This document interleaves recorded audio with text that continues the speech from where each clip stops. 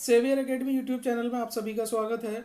आज मैं आपके सामने लेकर आया हूँ कक्षा 10 केमिस्ट्री का चैप्टर नंबर 1। बच्चों, चैप्टर का नाम है रासायनिक अभिक्रियाएं एवं उनके प्रकार। ये इस चैप्टर की बच्चों हमारी सेकंड वीडियो है। फर्स्ट वीडियो में हमने जाना था कि रासायनिक अभिक्रियाएं किसे कहते हैं और इसे किस तरीके से बैलेंस करते हैं।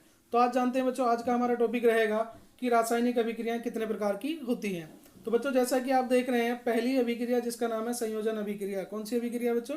संयोजन अभिक्रिया। इस अभिक्रिया को हम योगात्मक अभिक्रिया भी कहते हैं। क्या कहते हैं बच्चों? योगात्मक अभिक्रिया भी कहते हैं। और आप सभी जानते हैं कि योग का मतलब क्या होता है कि जब हम किसी भी नंबर को ऐड करते हैं, मान लीजिए आप दो या दो से ज़्यादा नंबरों को ऐड करें तो ऐड करने पर हमेशा एक ही नंबर आता है। मान लीजिए आपने 2 और 3 को ऐड किया तो टोटल जो आएगा बेटा आपका कितना आएगा? 5 आएगा। और 5 कैसा नंबर है? एक सिंगुलर नंबर है।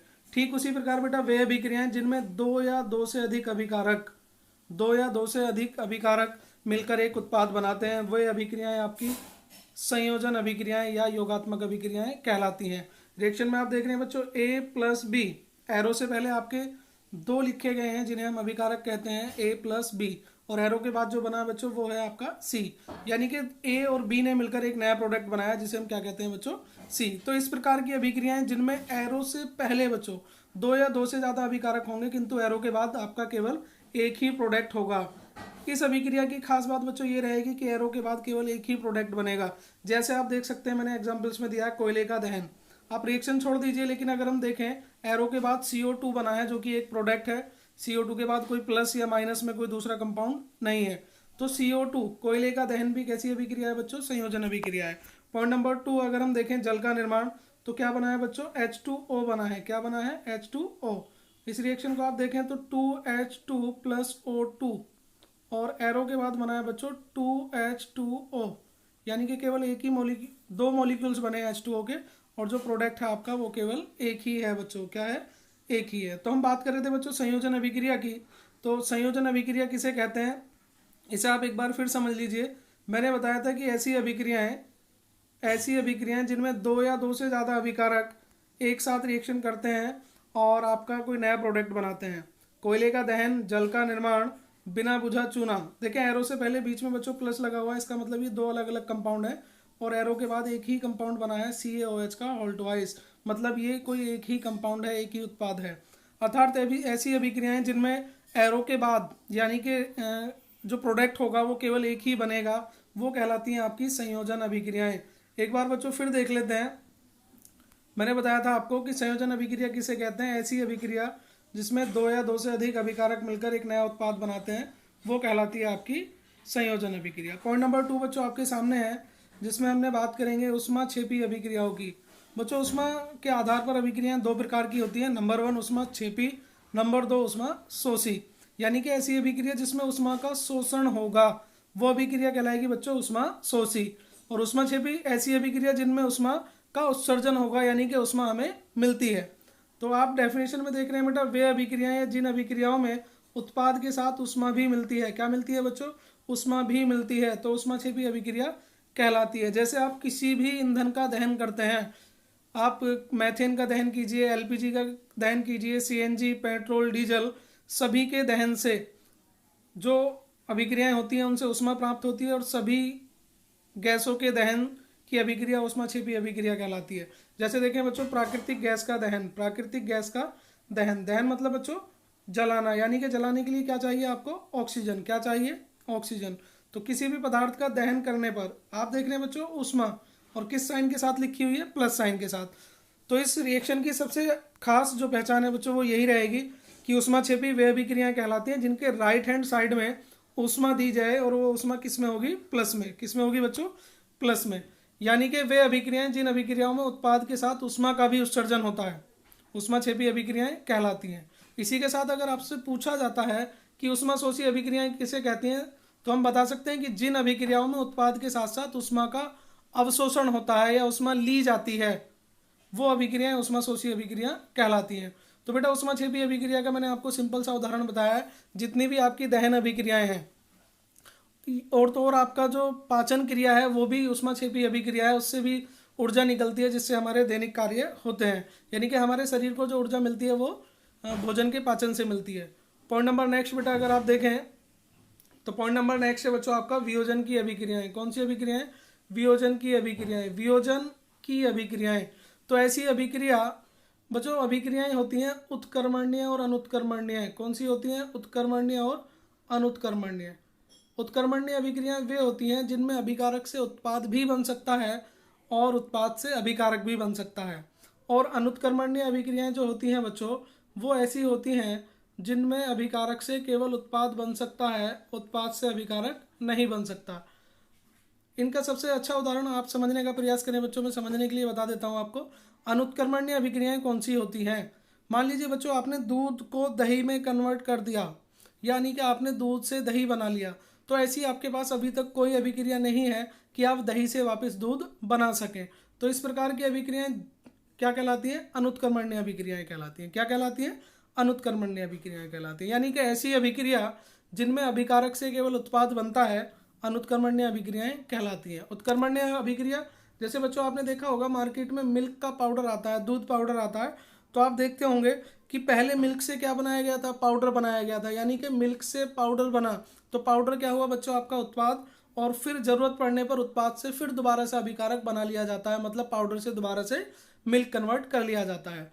तो बच्चों रासायनिक अभिक्रियाएं डायरेक्शन के आधार पर दो प्रकार की होंगी, उत्कर्मण्य और अनुत्कर्मण्य। तो आप ध्यान रखें, अनुत्कर्मण्य और उत्कर्मण्य। तो बच्चों हम बात कर रहे हैं वियोजन अभिक्रिया की। किसकी बच्चों? वियोजन अभिक्रिया की। तो बच्चों वियोजन अभिक्रियाएं उत्कर्मण्य अभिक्रियाएं होती हैं, इस बात का आप ध्यान रखेंगे। वियोजन अभिक्रियाएं कौन सी अभिक्रियाएं होती हैं बच्चों? उत्कर्मण्य अभिक्रियाएं होती हैं।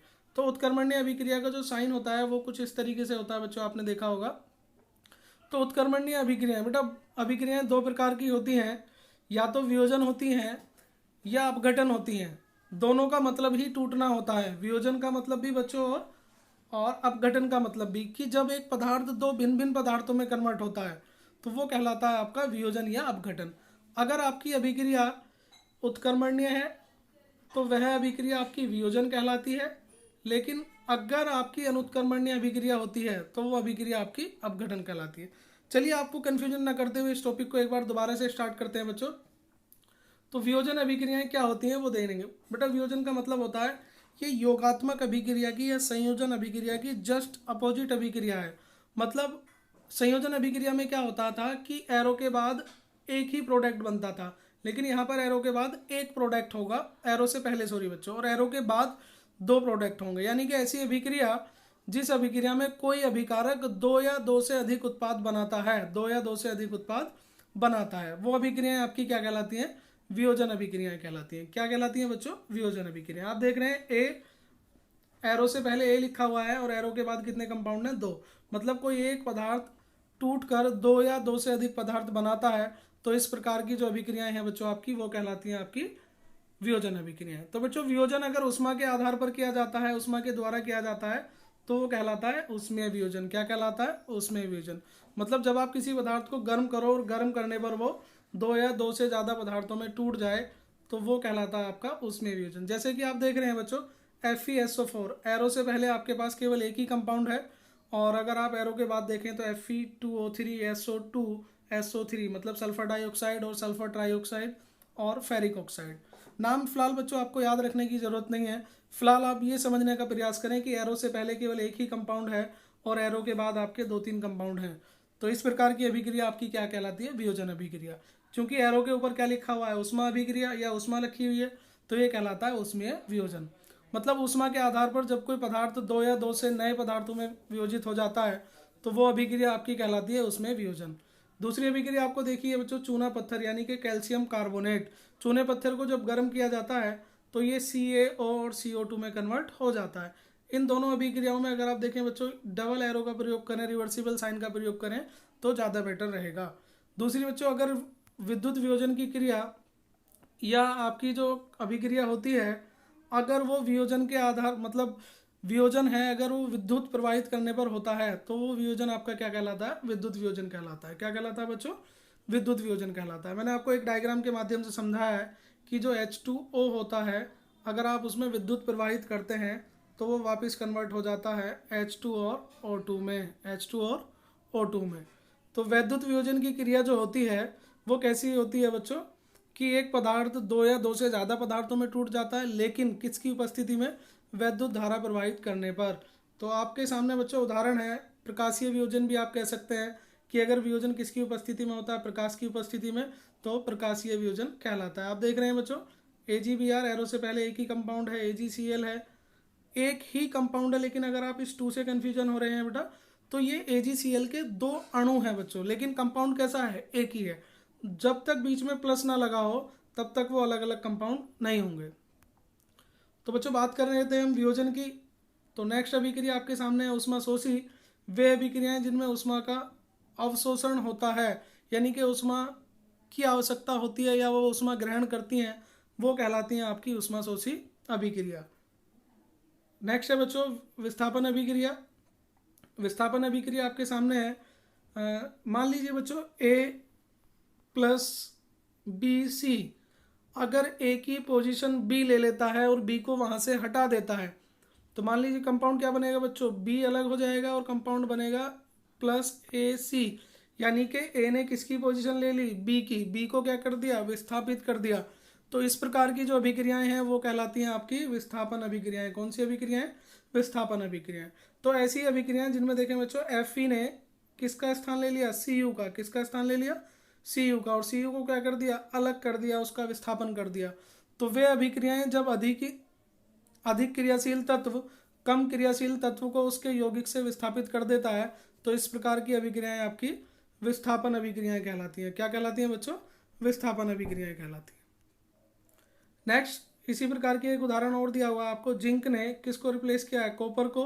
तो ये अभिक्रिया भी आपकी कैसी है बच्चों, विस्थापन अभिक्रिया। किस प्रकार की अभिक्रिया है बच्चों, विस्थापन अभिक्रिया। नेक्स्ट देखें द्विविस्थापन। ठीक बच्चों, इसकी अपोजिट अभिक्रिया है कि द्विविस्थापन कौन सी अभिक्रिया होती हैं, जिनमें दोनों का रिप्लेसमेंट हो। जैसे बच्चों Ba किसकी पोजीशन लेगा, Na की, और Na किसकी लेगा, Ba की, जैसा कि आप सामने देख पा रहे हैं। तो इन अभिक्रियाओं में उत्पादों का निर्माण होता है और दोनों यौगिकों के बीच आयनों का आदान प्रदान होता है। तो द्विविस्थापन जो अभिक्रियाएं होती हैं वो अधिकांश अभिक्रियाएं आयनिक ही होती हैं। नेक्स्ट बच्चों, नेक्स्ट जो हमारा टॉपिक रहेगा वो रहेगा उपचयन और अपचयन अभिक्रियाएं। इसको बच्चों हम लास्ट वीडियो में अपनी पढ़ेंगे। तो आइए एक बार फिर देख लेते हैं कि हमने कौन कौन सी अभिक्रियाएं पढ़ी हैं अभी तक। बच्चों मैंने आपको एक उदाहरण दिया था अनुत्क्रमणीय और उत्क्रमणीय अभिक्रियाओं का। किसका बच्चों, अनुत्क्रमणीय और उत्क्रमणीय अभिक्रियाओं का। और दोनों को मैंने रिप्रेजेंट करने का तरीका आपको बताया था कि अनुत्क्रमणीय अभिक्रियाओं के लिए सिंगल एरो का रिप्रेजेंट करते हैं और उत्क्रमणीय को डबल एरो से प्रेजेंट करते हैं। तो बच्चों बात करते हैं आपकी अनुत्क्रमणीय अभिक्रियाएं। तो अनुत्क्रमणीय अभिक्रिया मैंने आपको सही उदाहरण दिया था बिल्कुल, कि वे अभिक्रियाएं जो केवल एक ही डायरेक्शन में पॉसिबल होती हैं वो आपकी कहलाती हैं अनुत्क्रमणीय अभिक्रियाएं। मतलब इसका एक उदाहरण मैंने आपको दिया था कि जिस प्रकार आप दूध से दही बना सकते हैं लेकिन दही को किसी भी प्रकार से दूध में कन्वर्ट नहीं कर सकते हैं, तो इस प्रकार की अभिक्रियाएं आपकी कहलाती हैं बच्चों अनुत्क्रमणीय अभिक्रियाएं। दूसरा था बच्चों उत्क्रमणीय अभिक्रियाएं।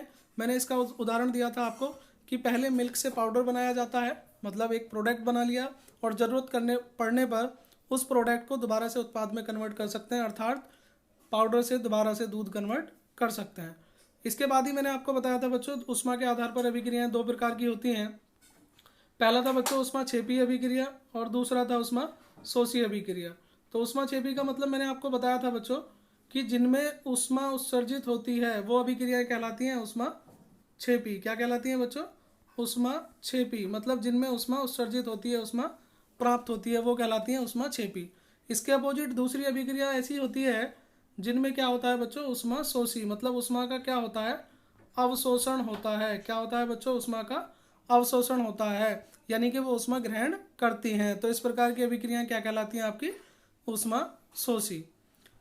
और इनको पहचान करने की बच्चों सबसे सही जो तरीका है वो ये है कि जब ऊष्मा, अगर एरो के बाद जो ऊष्मा होती है अगर वो माइनस का साइन दिया होता है तो ऊष्माशोषी होती है, अगर प्लस का साइन दिया हुआ है तो वो ऊष्माक्षेपी होती है। बिल्कुल सिंपल सा तरीका मैंने आपको बताया। अनुत्क्रमणीय अभिक्रियाओं की पहचान सिंगल एरो लगा होगा और उत्क्रमणीय अभिक्रियाओं की पहचान बच्चों डबल एरो लगा होगा। ऊष्माक्षेपी की प्लस के साथ ऊष्मा लिखी होगी, चाहे 2 कैलोरी लिखी हो या 2000 कैलोरी बच्चों, हमें उससे कोई मतलब नहीं है। लेकिन अगर वो साइन प्लस का है तो ऊष्माक्षेपी और माइनस का है तो ऊष्माशोषी। लेकिन होना कहाँ चाहिए बच्चों, एरो के बाद। मान लीजिए C+O2 इसी रिएक्शन को देखते हैं, अगर मैं यहाँ प्लस के साथ कुछ ऊष्मा लिख देता हूँ तो ये अभिक्रिया कौन सी हो जाएगी, ऊष्माक्षेपी। भले ही मैं यहाँ पर 22,000 लिखूँ या 2000 लिखूँ या 2 लिखूँ, लेकिन अगर प्लस के साइन के साथ उष्मा लिखी जाती है तो कौन सी होती है? उष्मा क्षेपी। एक बार फिर रिपीट करते हैं बच्चों, हमने क्या पढ़ा था? एक और टॉपिक जो हमने पढ़ा था वो पढ़ा था बच्चों संयोजन अभिक्रियाएं। सबसे पहले इसे हम क्या बोलते हैं? संयोजन अभिक्रियाओं को मैंने बताया था बच्चों कि हम इसे योगात्मक अभिक्रिया भी बोलते हैं। क्या बोलते हैं बच्चों? योगात्मक अभिक्रिया। तो संयोजन अभिक्रिया मैंने बताया था कि सिंपल सी पहचान है बच्चों, A+B एरो C। अगर इस तरह का कोई कंपाउंड बनता है, मतलब एरो के बाद आपका केवल एक ही प्रोडक्ट बनता है, चाहे C के पहले 2 लिखा हो या 3 लिखा हो, लेकिन ये कंपाउंड एक ही काउंट होता है बच्चों, क्योंकि ये C के 2 अणु कहलाएंगे। तो इस प्रकार की अभिक्रियाएं क्या कहलाती हैं? संयोजन अभिक्रियाएं। मतलब ऐसी अभिक्रियाएं जिनमें 2 या 2 से ज़्यादा अभिकारक, एरो से पहले जो लिखा जाता है बच्चों वो कहलाता है अभिकारक। तो जिनमें 2 या 2 से ज़्यादा अभिकारक एक नया उत्पाद बनाते हैं, केवल एक ही उत्पाद बनाते हैं या उत्पाद का अणु बनाते हैं, तो वो अभिक्रियाएं संयोजन अभिक्रियाएं कहलाती हैं। और इसके अपोजिट मैंने आपको बताया था लास्ट कि वियोजन अभिक्रियाएं। तो वियोजन का मतलब था बेटा संयोजन का जस्ट अपोजिट। आप देख रहे हैं संयोजन में भी योजन था और वियोजन में भी योजन है। तो वियोजन अभिक्रियाएं ऐसी अभिक्रियाएं जिनमें एक प्रोडक्ट मतलब A को गर्म करने पर या A किसी भी प्रकार से 2 पदार्थों में या 2 से ज़्यादा पदार्थों में परिवर्तित होता है, तो वो अभिक्रियाएं आपकी कहलाती हैं वियोजन अभिक्रियाएं। क्या कहलाती हैं बच्चों? वियोजन अभिक्रियाएं। अगर ये वियोजन एरो के ऊपर उष्मा लिखा हुआ है तो उसमें वियोजन, सूर्य का प्रकाश लिखा हुआ है तो प्रकाशीय वियोजन, अगर एरो के ऊपर आपका विद्युत धारा लिखा हुआ है या वैद्युत धारा लिखा हुआ है तो आपका वैद्युत वियोजन। क्या कहलाता है बच्चों? वैद्युत वियोजन। मतलब वियोजन अगर उष्मा के आधार पर होगा तो उसमें वियोजन, विद्युत के आधार पर होगा तो वैद्युत वियोजन, और प्रकाश की उपस्थिति में होगा तो प्रकाशिकीय वियोजन। और बच्चों देखते हैं आपका कि आपने क्या क्या सीखा। मान लीजिए आपके सामने C+O2 रिएक्शन लिखी हुई है, तो ये किस प्रकार की अभिक्रिया है बच्चों? संयोजन या वियोजन? तो आप देखेंगे C+O2 ने मिलकर एरो के बाद केवल एक ही कंपाउंड बनाया है CO2, तो ये किस प्रकार की होगी? संयोजन अभिक्रिया। दूसरी अभिक्रिया देखते हैं Cu+O2। इसमें भी CuO बन रहा है बच्चों एरो के बाद, भले इसके आपके 2 अणु बन रहे हैं बच्चों, 2CuO बन रहा है, लेकिन कंपाउंड कितना है? एक ही है। तो CuO कैसा कंपाउंड है? एक। तो ये अभिक्रिया भी कैसी है बच्चों? योगात्मक अभिक्रिया। कैसी अभिक्रिया है बच्चों? योगात्मक अभिक्रिया। अगर आप नेक्स्ट रिएक्शन देखें तो देखें CuO+H2। बच्चों H2 ने किसको रिप्लेस किया है बच्चों? या Cu को रिप्लेस किया है किसने? H2 ने। किसने? H2 ने। तो Cu की जगह बच्चों कौन आ गया? H2। तो ये कौन सी अभिक्रिया बच्चों? प्रतिस्थापन अभिक्रिया। कौन सी अभिक्रिया? प्रतिस्थापन अभिक्रिया। और इसी अभिक्रिया को हम क्या कहते हैं? विस्थापन अभिक्रिया। कौन सी बच्चों? विस्थापन अभिक्रिया। तो अभिक्रियाओं के प्रकार की डेफिनेशन आपके एग्जाम में इतनी ज़्यादा नहीं आती है, एक डेफिनेशन आपसे पूछी जाएगी, लेकिन बच्चों इसमें टेक्निकल क्वेश्चन जो बनता है वो ये बनता है कि आपको रासायनिक अभिक्रियाओं की पहचान होनी चाहिए। तो नेक्स्ट वीडियो में हम देखेंगे कि रासायनिक अभिक्रियाओं की पहचान आप किस प्रकार से करते हैं।